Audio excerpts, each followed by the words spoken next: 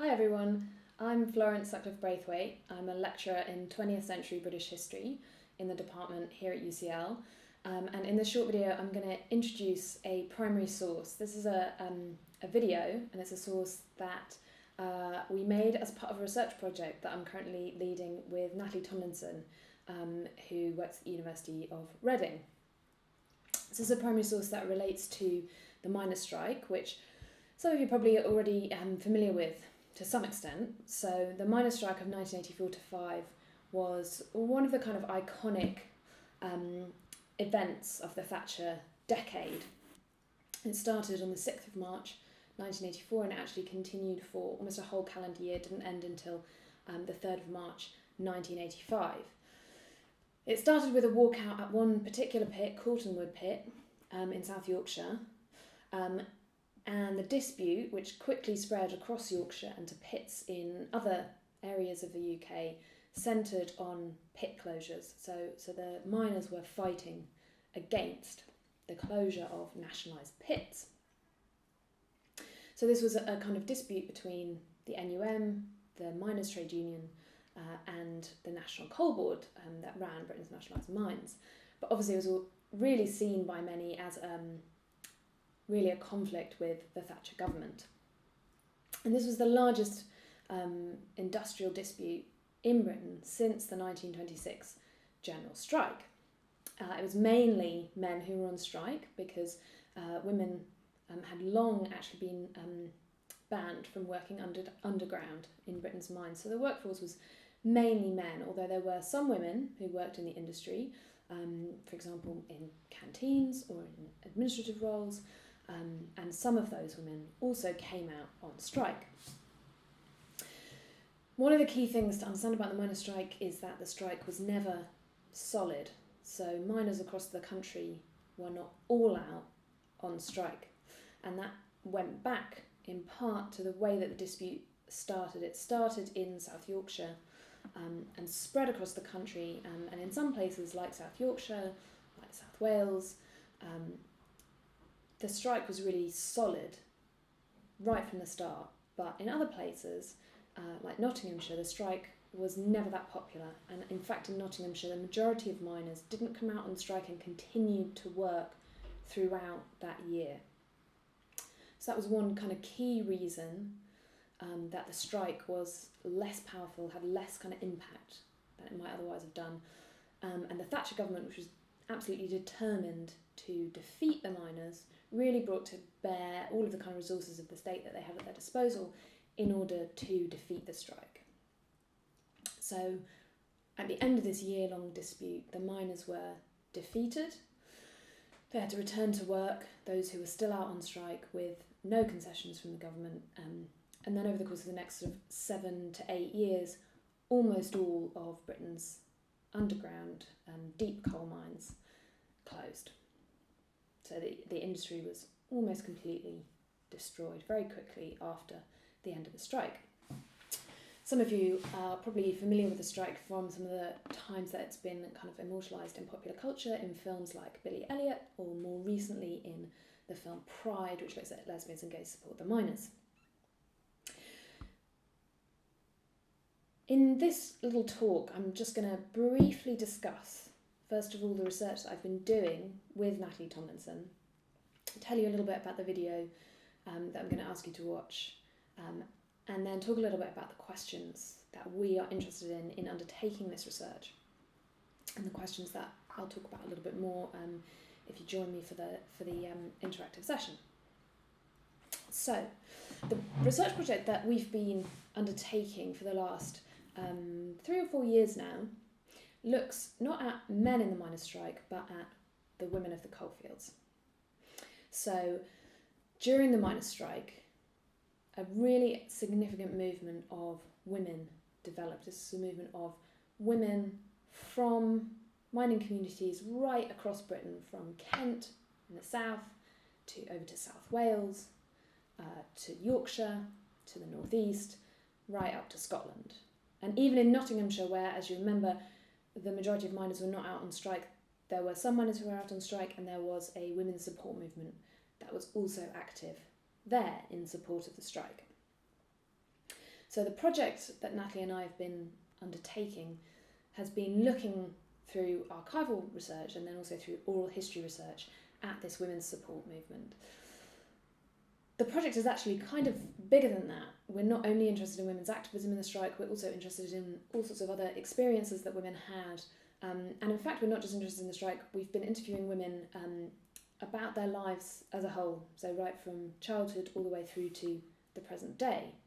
And we've spoken to just over 100 women from coalfields all across England, Wales and Scotland. So the video that you're about to watch is a video that we actually made with 5 of the women who we had previously conducted these oral history interviews with, and some of their husbands who also came along on the day to the National Coal Mining Museum, which is near Wakefield, to talk about their experiences together with each other and with us. So these were all women with whom we'd conducted 2 or 3 hour interviews already. We got them together at the National Coal Mining Museum for England because they had a range of experiences in the strike. They all came from the kind of surrounding areas. They're mostly from the South Yorkshire coalfield. A couple of them lived on the kind of Yorkshire, Nottinghamshire border. But their different experiences in the strike and their different stories still represent a kind of variety of different types of experience that women had of being on strike, of being activists in the strike and of supporting the strike in different ways. So what we got them to do was to talk to each other and also to talk to Natalie, who you'll also see in the video, about their experiences, kind of discussing them, comparing and contrasting different experiences, and remembering that year and what they did in that year. So the kind of questions that we are interested in undertaking this research, and the sort of the questions that I would sort of prompt you to think about when you're watching the video, first of all, centre on women's activism. So we're interested in the things that women did during the 1984-5 strike, and we're also particularly interested in thinking about what new types of activism women from these coalfield communities undertook during that strike, and kind of what prompted them to get involved in activism. When we think about kind of activism and support for the strike, our minds sort of first of all tend to spring to kind of organised activism, so women who joined support groups and who through those organised support groups did things like set up soup kitchens or go on demonstrations. But one of the things that we've been interested to do in this research, and that I'd prompt you to think about, is whether we might want to conceptualise activism and support for the strike more broadly than that. So rather than simply focusing on organised groups, are there other ways in which women offered very important forms of support to the strike? Then another key question that we're interested in undertaking this research is what was the result of this activism for women? How did it impact on their daily lives during the strike? How did it impact on how they felt during the strike? And how did it impact on how they saw themselves and how they felt after the strike and looking back on the strike? And there's a kind of link there with one of the other key questions that we've been interested in this research, which is about feminism and women's liberation. So after sort of 1968 in Britain, you had the development of what we quite often refer to as second wave feminism, the women's liberation movement. Now that was a movement that made quite a lot of efforts to reach out to working class women, but which was mainly a movement of middle class women. Lots of those women from the women's liberation movement got involved in supporting the 1984-5 miners' strike, and there were lots of interesting kind of interactions between those two groups, women from coalfield communities and women from the women's liberation movement. And one of the kind of things that we're interested in, and that a few of the people in this video sort of reflect on, is the extent to which participating in activism in the strike might have resulted in some kind of liberation for these women So one of the things that we're interested in thinking about, and that I would sort of prompt you to think about, is the question of how these women's activism in the strike might relate to feminism or feminist liberation. And again, I think one of the things that we're kind of interested in doing is trying to expand how we think about some of these categories. So we might have one particular understanding of what feminism means or should mean. But can we kind of expand the boundaries of categories like that to think more broadly about women's liberation? One of the final things that I would prompt you to think about when you're watching this video relates to this type of source base, so oral history. This is a type of source that historians have been using, have been creating for many decades now, and there's a large body of literature about this source base. But it's always worth thinking with any type of source, and I think this really holds true with oral history, a little bit about how the source was created and how that might affect how we approach it as historians. So with oral history, there's kind of one obvious question that we might ask about whether memories are sometimes faulty, whether people sometimes misremember. But there's another question that's sort of related to that, but a little bit different, that I think we might ask, that is perhaps a more interesting question, and definitely one that we might ask when we're watching this video, which is, how does hindsight and how does remembering something together with other people in a group affect what people remember? Because these women in the video are talking to each other about their experiences. How might that impact on the sorts of things they remember and the sorts of stories that they tell? So those are the kinds of questions that we are interested in, and those are the kinds of questions that I would suggest you sort of think about when you're watching the video.